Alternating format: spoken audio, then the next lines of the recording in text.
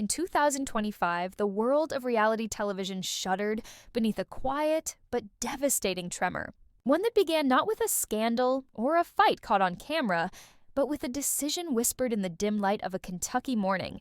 When Amy Slaton, coffee trembling in her hand, turned to her sister Tammy and said the words that would echo across the entertainment industry, "I can't do this anymore." That single moment, ordinary, human, fragile, was the spark that would unravel years of staged tears, orchestrated confrontations, and cleverly edited triumphs that had made 1000 ELB Sisters a global phenomenon. The camera crews were still asleep in their hotel rooms, the producers still drafting another week's worth of story beats, when the sisters finally realized that the story had stopped belonging to them. For more than half a decade, they had been fixtures in the machinery of cable television. Two women whose pain, humor, and transformation were packaged into bite-sized segments that could make audiences laugh 1 minute and cry the next. TLC had turned their struggle into spectacle, and in return, the sisters had been granted fame that glittered but also bruised. By 2025, Tammy's once unimaginable recovery had made her a symbol of perseverance. Amy's motherhood had softened the public's perception of her, yet both knew that every victory came with a contract clause, every smile with a production note attached. The day they decided to quit, a storm that had been brewing for years finally broke. When word leaked, first to a gossip blog, then to TMZ, then to the morning shows, audiences were stunned. Viewers had grown up with the sisters' chaos and affection. They had cheered through surgeries, funerals, births, and breakdowns. To imagine that it was all ending felt like losing a weekly ritual. But for Amy and Tammy, it wasn't an ending at all. It was a reclamation.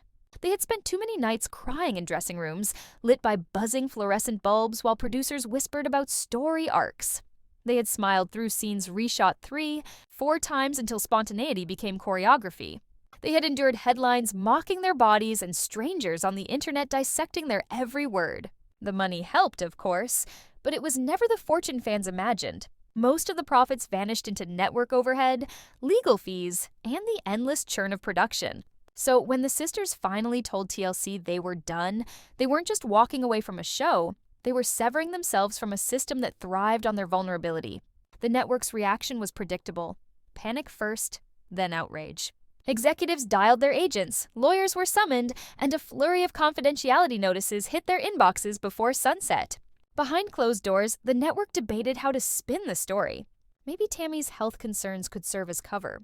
Maybe Amy's family priorities. But the sisters refused to play along. Within days, Tammy appeared live on TikTok. No lighting crew, no scripted questions, just her phone propped against a candle jar. Her voice was steady but laced with anger as she said, "They filmed everything, except the truth." That single line ignited a fire that no publicist could extinguish. Clips from the live stream spread like wildfire. Millions of views, hashtags multiplying by the hour. Free the Slatons, justice for Tammy, let me speak. Fans who had once laughed at the sisters were suddenly defending them, sharing screenshots of old episodes, pointing out the moments that now seemed suspiciously staged. Former TLC employees started reaching out anonymously to journalists, confirming what many had suspected, that the drama had often been engineered, that paychecks were smaller than expected, that emotional breakdowns were encouraged because tears test well with audiences. And just like that, the mythology of the show began to collapse. Still, freedom came at a cost. TLC's legal team moved swiftly, claiming breach of contract, threatening injunctions to stop the sisters from profiting off any behind-the-scenes revelations. Papers were filed in Kentucky courts while the tabloids salivated. Amy, ever the peacekeeper, wanted to settle quietly, but Tammy was done being quiet. She recorded another video, this one longer, darker, filled with details. How producers pushed her to stage fights with Amy, how medical scenes were dramatized, how she once begged to stop filming while recovering from surgery, but was told that the pain makes great TV. It was raw, messy, impossible to ignore. Within a week, major news outlets picked up the story, and TLC found itself facing the kind of scrutiny it had managed to avoid for years. But while the network scrambled, the sisters were reinventing themselves in real time. They started a YouTube channel. Not polished, not branded, just them sitting in Tammy's kitchen, talking. No makeup team, no sound engineer, only the hum of the refrigerator and the honesty that had once made them famous. People tuned in not out of voyeurism, but out of solidarity. Their subscriber count exploded overnight, sponsors called, podcast producers pitched ideas, and suddenly, without TLC, they were more popular than ever. Tammy launched The Real Tammy, a podcast where she invited former reality TV cast members to tell their unfiltered stories. Amy started writing a memoir about raising children under the microscope of fame. The sisters who had once been mocked for their weight were now celebrated for their resilience. Every brand wanted a piece of their authenticity, from plus-size fashion labels to mental health campaigns. Yet success brought new dangers. Family tensions flared. Chris Combs, their brother and one-time co-star, felt betrayed, claiming they had abandoned the show that made them household names. Rumors spread that TLC was courting him for a spin-off, dangling promises of his own series if he'd speak out against his sisters. The tabloids framed it as betrayal. Chris versus the Slatons. Online, fandom fractured into warring tribes, each defending their favorite sibling. The internet that had once mocked the sisters now dissected them with forensic intensity, analyzing every gesture, every silence. Still, amid the chaos, Amy and Tammy pressed on, building an empire on their own terms. Tammy's clothing line, tagline, "Real sizes for real people," sold out within days of launch. Amy's children's book, inspired by bedtime stories she told her sons, hit the bestseller list. They hired their own camera crew, not to fabricate drama, but to document what rebuilding a life after exploitation really looks like. The first episode of their independent docuseries opened not with swelling music, but with silence. Tammy sitting on her porch, breathing the morning air, whispering, "I'm finally free." That clip alone gathered tens of millions of views. But fame, even honest fame, is a restless companion. The trolls returned, angrier than ever, accusing them of hypocrisy, claiming they missed the attention. When Tammy broke down on a live stream after reading a cruel comment, headlines once again reduced her to caricature. The sisters realized that escaping TLC didn't mean escaping the spotlight. It only meant steering it. Yet there was something sacred in that control. They no longer owed anyone a scene, a confession, a breakdown. They could choose silence. And sometimes they did. Weeks would pass without posts, fans wondering if they'd disappeared, only for them to return with laughter and cooking tutorials filmed in Amy's cluttered kitchen. Each mundane detail, flour on the counter, children giggling off camera, felt like defiance. Meanwhile, the entertainment industry watched closely. Streaming platforms offered documentary deals. Journalists framed them as pioneers of reality TV liberation. At award panels, producers debated what the Slaton revolt meant for the future of unscripted television. And somewhere in the chaos, amid lawsuits and live streams and new beginnings, the sisters found something that TLC had never been able to manufacture: peace. It didn't come all at once. It came in small things. Tammy planting flowers outside her house, Amy reading to her kids without a boom mic hovering overhead.